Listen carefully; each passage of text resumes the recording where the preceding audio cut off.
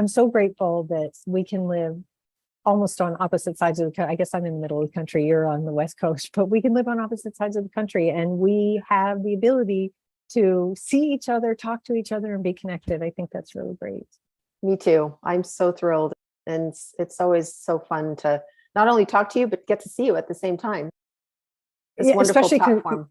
Yeah, we don't get to do it very often. We don't. Yeah. So it's just a really lovely opportunity to get together and connect and see each other and share and provide support and enjoy each other's company for a period of time. And that's one of the great blessings of this technology that we have. And I feel deeply grateful to have that opportunity to not only hear, but also see you when I get to chat with you. Yay. Yay. I think one of the other things that I love is this time of year as we're heading into fall, and here in the US, Thanksgiving and all that, it brings up so much about that concept of gratitude. And then along with that comes the idea of slowing down and being more mindful. Yep. I think that's, for a lot of people, this is that season. Yeah, turning inward. It's like turning that spotlight inward. It's like that cocooning time of year, more nourishing foods, more clothing, more time to hibernate is as much as we can in this world that we are engaged in. Yeah, it's a really beautiful time of year to nurture and turn inward and feel grateful and be mindful of this transition in seasons. Yeah, absolutely. Yeah. I totally agree. Yeah. And for those of you watching, you may be a little confused. What did I just stumble into? Kerry and I are the authors of a couple of books, and yep, she's got them right there. One is called Beyond Meditation, Making Mindfulness Accessible for Everyone. And the other is our beautiful gratitude journal, Gratitude, a Mindful Pause. Yeah. And we wanted to get together and just have a conversation about gratitude and mindfulness and the wheres and whys and just some things that we've each learned over these last challenging months. And we thought it'd be really kind of fun to share it with you too. Yep. Yep. And as Mira said, we're the co-authors. I'm Kerry McClure.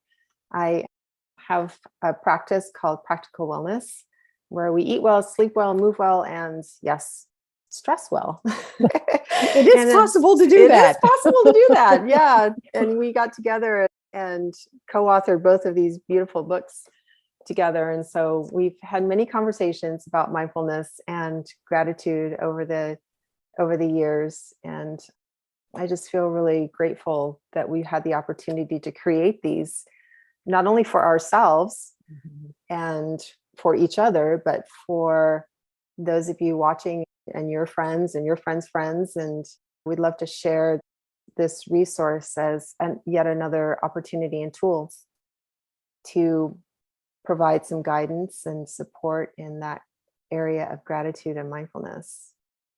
Absolutely. And I'm Mira Dessy. I'm the ingredient guru, and I help people find holistic health and wellness solutions for wellness and chronic health issues. And part of the way that I do that is, of course, through food, but also holistic health encompasses so much more, including the practice of mindfulness and gratitude, and also looking at how we can incorporate those things in a way that's not overwhelming and not challenging. Kerry and I, when we wrote the book, we were giggling to ourselves about how for so many people, when we wrote the Beyond Meditation book, we were giggling to ourselves how so many, and Kerry, by the way, master meditator. Like I bow down to you, because I really struggle with the idea of sitting still for an extended period of time. It's very hard for me. And Kerry was one of the beautiful resources that came into my life, because the universe does that, and helped me see that it doesn't have to be simply sitting. There's so many other strategies and so many different ways to incorporate that mindful awareness into our everyday. So thank you for that. Years later, I'm still doing that and incorporating so many of those strategies. I think you hit on something really key to all of this. And that is that it is available to us in so many different ways: walking out in nature, sitting for 5 minutes, breath work, calling a friend, sitting quietly, having a cup of tea, having a ritual. There are so many different ways in which we can tap into that idea of meditation and gratitude as well. And one of the gifts of the book Beyond Meditation was the fact that we had an opportunity to talk to many different people and discover their ways of meditation, which prefaced why we called it Beyond Meditation, because it does go beyond that actual act of sitting for a period of time. It actually is that whole mindfulness, tapping into that mindfulness or being aware in the current moment. And you said about the universe providing, and I was doing my morning readings this morning, and this is so interesting. In fact, I saved it here. Where did I put it? Now that I say that, now I can't put my hand on it. Right at the very, oh, here it is. I was doing my morning reading, and I came across this reading this morning written by Mark Coleman, who is the founder of the Mindfulness Training Institute. And he starts off this reading. I won't read the whole thing, but I'll just read the first paragraph. It's so fortuitous. Despite our love of nature, more humans now live in cities than in the countryside for the first time in history. And we are quickly becoming an indoor species, often spending more than 95% of our days confined by four walls, glued to a two-dimensional screen. And I just thought that was just such an interesting thought. And then it took me back to the books that we have shared together in creating, and how so much of it can take us outside. We can go out for a walk and be in nature, or be outside in the world with different senses, being inspired by our surroundings.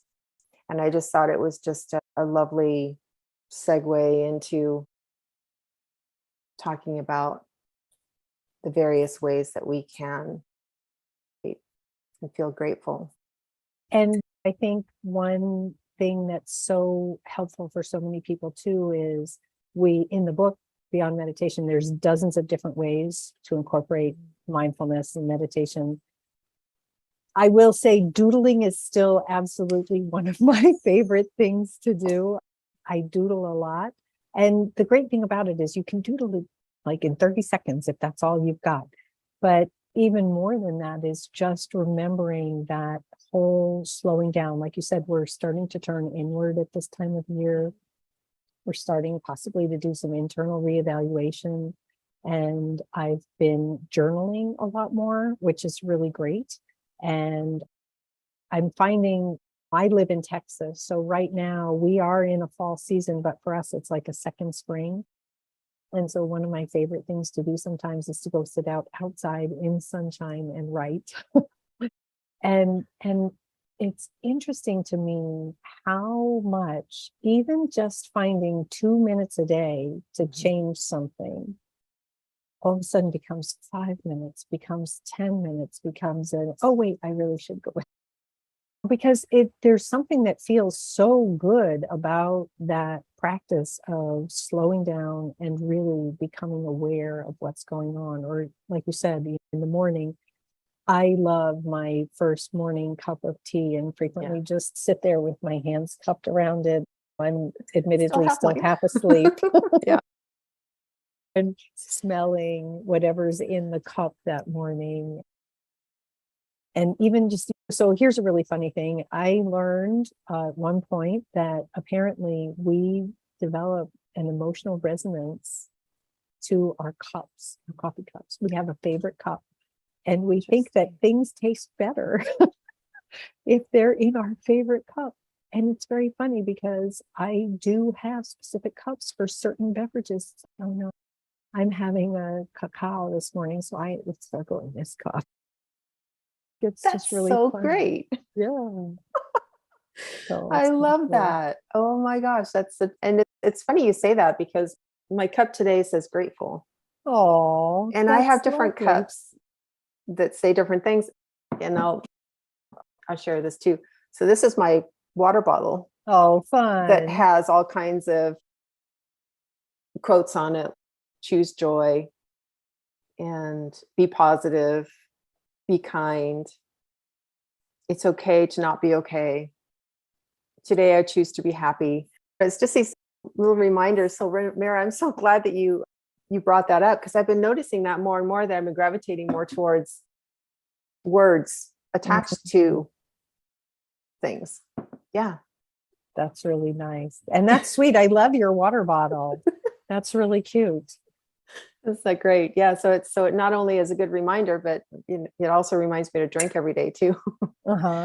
So you were talking about quotes and thoughts that you can tap into, that you can write to. And I loved how when we created the gratitude journal, that we put little quotes sporadically through the book. Instead of having it on every page, we just decided to sporadically put them in there. And I just find them really helpful. And sometimes I'll just open the book and see if I can come up with a quote, like I just did now. And I just came across the one by Rumi: wear gratitude like a cloak, and it will feed every corner of your life. And it was so much fun to go through and pick those quotes with you. Like we just threw them all in a pile and then kind of pulled out our favorites. We had to winnow them down and then we had to put them in order. That was really a very fun process. And one of the things that's so fascinating about that is there are so many wonderful quotes and inspirational moments that pop out every day. There are so many different resources that you can tap into. And so one of the things that I do in my version of our gratitude journal is I have in the back a section where I write more gratitude quotes so that I can just enjoy them and collect them and have them available, because there are so many good ones out there.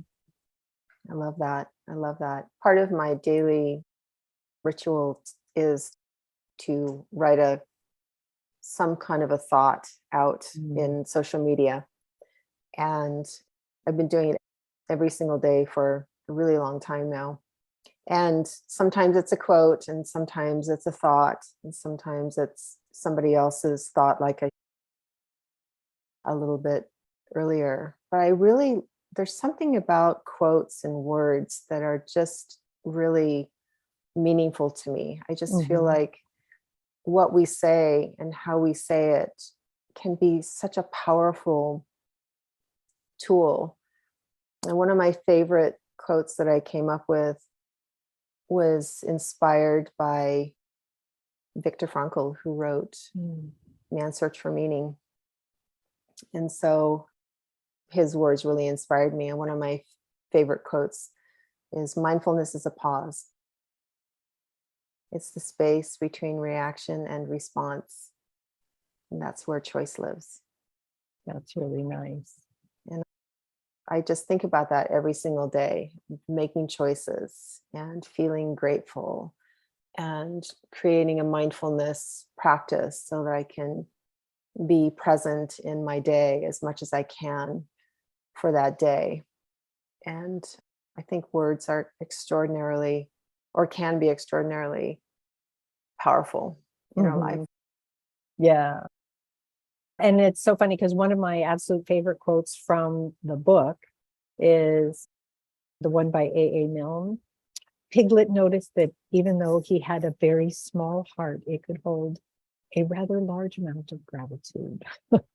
Isn't that fabulous? I know. Oh my gosh, I love that. Know. So I love that. And then it's so funny because I have this search engine now that goes out and looks for quotes for things.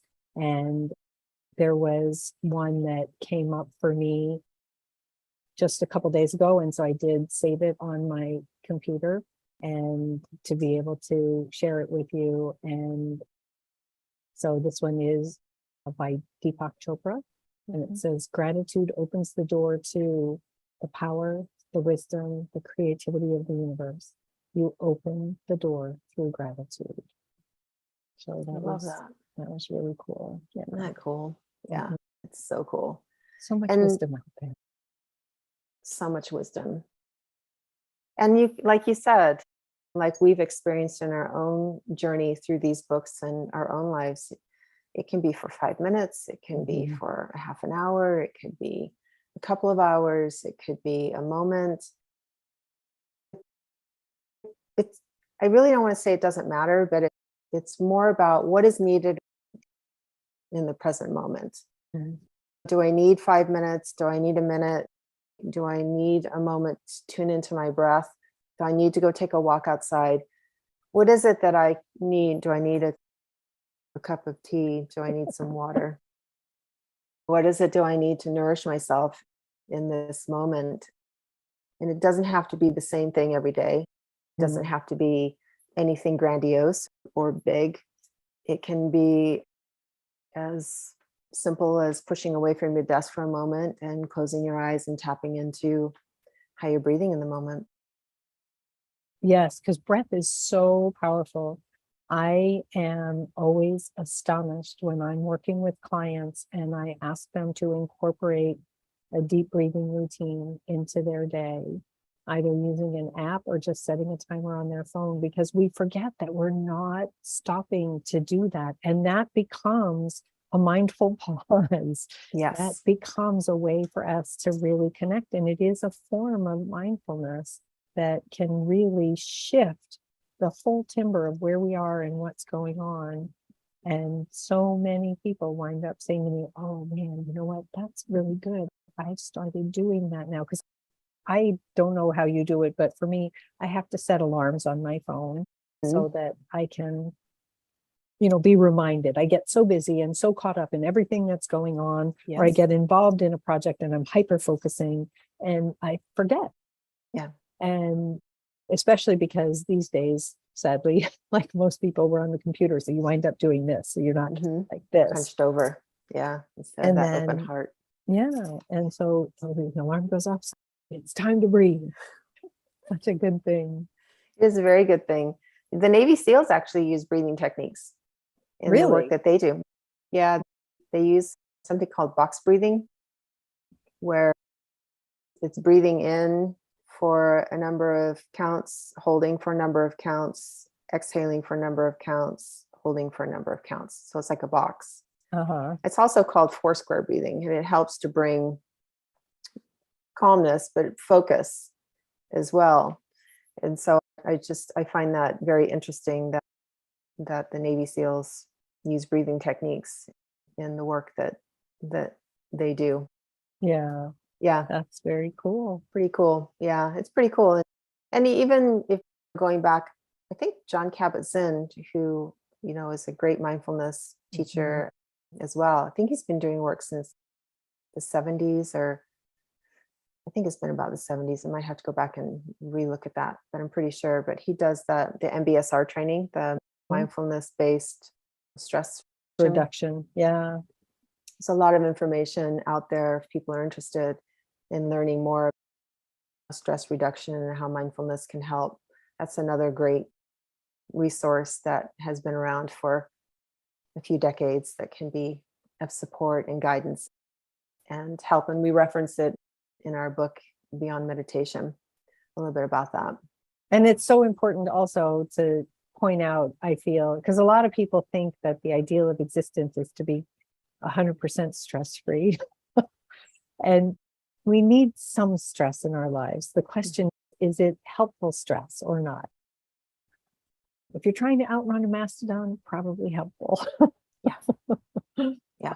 If you're yelling at the car that just cut you off, probably not helpful. Yeah. And so I was just going to say, I think our cortisol levels tend to be so out of whack because we don't know the difference between stress and eustress, and also learning how to balance what's going on in our lives so that we're not stuck in this high stress mode where we're constantly ratcheting up because we never take the time to incorporate some kind of mindfulness and decompress. I am so glad that you brought that up, because one of the pillars of work that I do and the work that I do in the holistic nutrition and lifestyle world is stress. And whenever I say that, people always taken aback. What do you mean stress?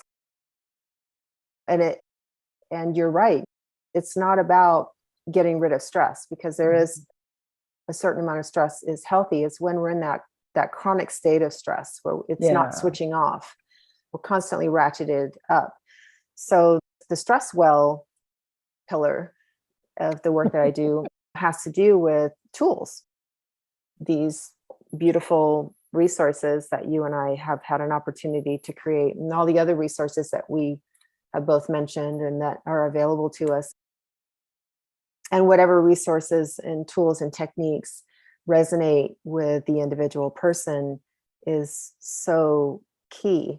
But that's really one of the key things in all of this, is the fact that it's not that stress is bad.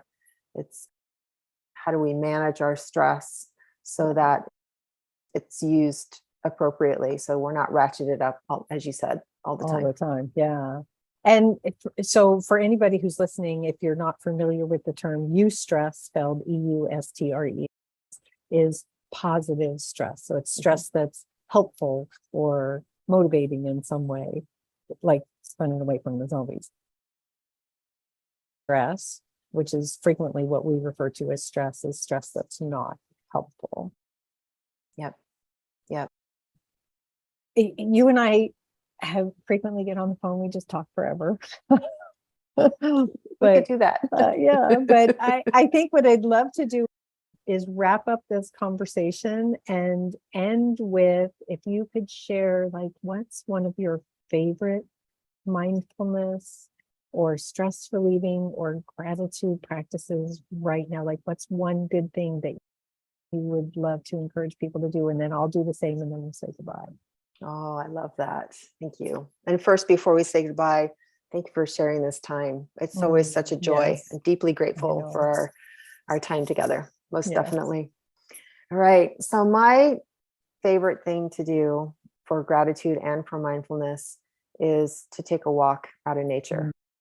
I feel very fortunate and very blessed and deeply grateful that I live just a couple of blocks from a park. And so every day, it is my intention to go out and walk in that park, whether it's raining, sunny, wind's blowing, it's 20 degrees outside, snow on the ground, doesn't matter.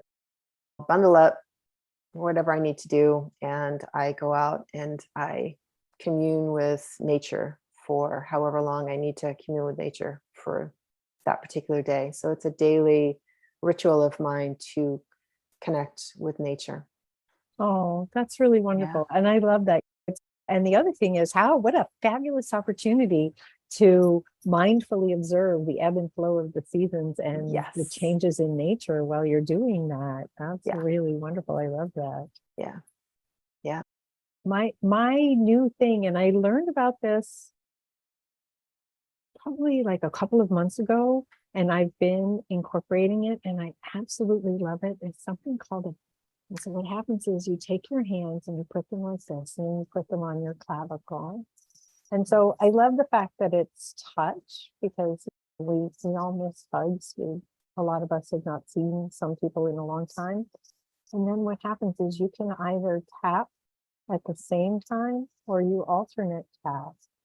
And I find that most of the time I have a hard time staying on top of this, because then I wind up spending too much time thinking about what I'm doing. So I just tap together. But apparently there's a spot right here that ties into the whole nervous system, so that it's like giving yourself a little calming tap. And I love that. So I've been doing more of that. Thank you for sharing that. I love Mm, that. That feels mm. so good. I'll take that outside with my next walk. There you go. Absolutely. We could do that. That's so great. Kerry, as always, it's just fabulous to talk with you. I'm grateful for you, for our friendship, and for the work that you do in the world. Right back to you, dear one. Take Yeah. really good care and let's connect again really soon. Yes, Yeah. absolutely. Let's do All right. that. And for those of you who have enjoyed sitting in on our conversation, I hope you've learned some new things, and we will be sharing information down below. Take Bye. care. Bye.